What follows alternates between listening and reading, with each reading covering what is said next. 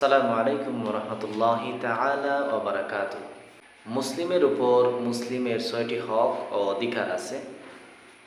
আল্লাহ রাব্বুল আলামিন যেন আমাদেরকে এক মুসলমান আরেক মুসলমানের ৬টি হক সঠিকভাবে আদায় করার তৌফিক দান করেন, আমিন। ১ নম্বর হচ্ছে কোনো মুসলিমের সাথে দেখা হলে তাকে সালাম দেওয়া।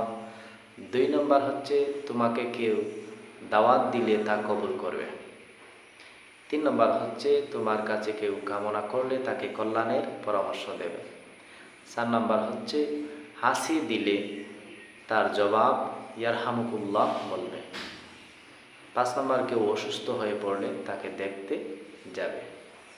৬ নম্বর হচ্ছে কারো মৃত্যু ঘটলে তার জানাজায় শরীক হবে।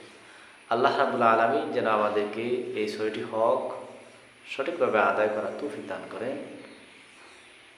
আমার ভিডিওটি ভালো লাগলে সবাই শেয়ারের মাধ্যমে অন্যদেরকে দেখান এবং আমল করার তৌফিক দান করেন, আমিন। আসসালামু আলাইকুম ওয়া রাহমাতুল্লাহ।